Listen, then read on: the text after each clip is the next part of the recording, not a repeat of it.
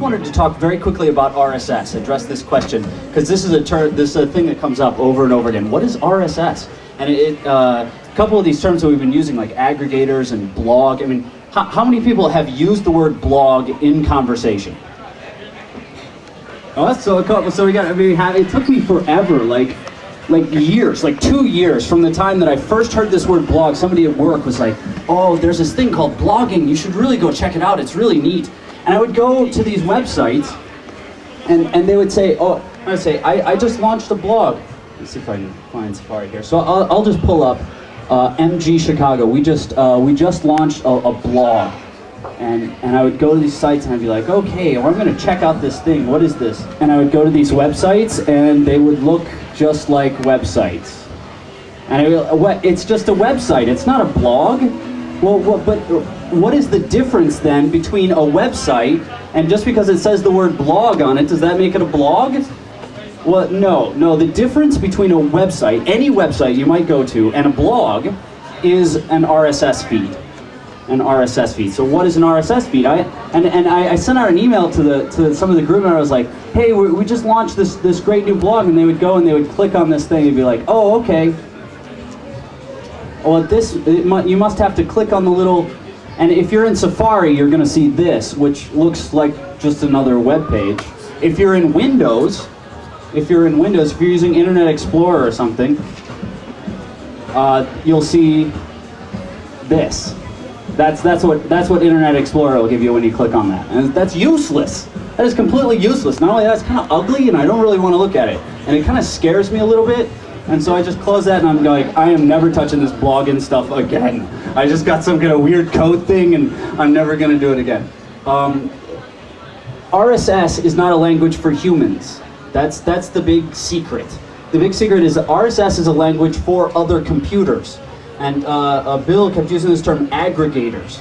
And aggregators are RSS readers. They're other programs that read RSS feeds off of your website. So that's a difference between this RSS feed that we're looking at here and an HTML web page. The web page is for humans.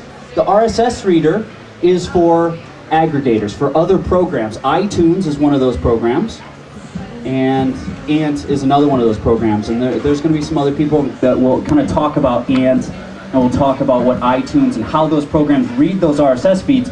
But essentially, you don't actually go and click on the RSS feed. You can, and if you keep clicking, you might actually get to a video someplace, but that's a lot of clicking. You will eventually get to a video.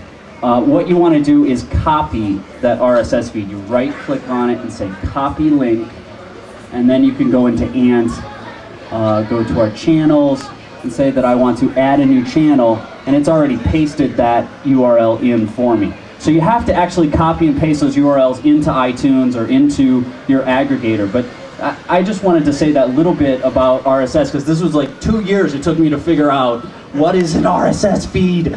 And yeah. I'm still not clear on it. Okay, so it's another language different than HTML. HTML is the language that allows people to see things in a browser, and that's HTML. That's what humans read. RSS is another language. So when you post a comment to WordPress or Blogger or any of these other sites that Bill mentioned, when you publish your blog, an entry, you can publish text or audio or video, and it's going to create a web page for humans, but it's also going to put the stuff that you published on the internet in the RSS feed, which allows other programs to pick it up and display it to people. So you're opening your content up to a whole new set of people that use RSS. So it's like a broadcaster to other programs on the internet. Right. So kind of like spiders could pick it up and stuff? Yeah, so it is. RSS is a broadcasting or syndication language. It's a language that allows you to send out your content to other programs out on the internet, which are going to pick it up. Programs like iTunes. iTunes is probably the most famous aggregator or RSS reading program that people here might be familiar with. Ant is another really popular one that all the vloggers here use because it's really cool and particularly good at handling video and allowing you to organize your videos and things like that. But there are other people who can talk about that I stuff. think like the best way that I like to describe RSS is that it's almost like, let's say you wanted to get a magazine. Now, either you could go to the newsstand every month and go, have to go find it, make a trip to the newsstand individually every single month to get your magazine. Otherwise, you could just have it delivered to your house. It's a lot easier to have it delivered to your house and remember when the next issue and keep on looking if there's going to be a new issue, because you don't know when it's going to be released. So what happens is you use an aggregator. It's directly delivered to your desktop instead of you having to check the web page. Oh, did they update it today? No, okay. So you're disappointed. No, it's directly delivered right there. You don't have to do any work. And a lot of the times with these aggregators, what you can set it up to do is download all the content overnight. So you go to bed after watching all your videos for that day. You wake up the next day. Oh, look, there's 10 new videos for me to watch. Great, I didn't have to do a thing. It's set up, you can have it timed, everything like that. That's the beauty of RSS. So let's say you have, currently I watch something like 230 video blogs, right?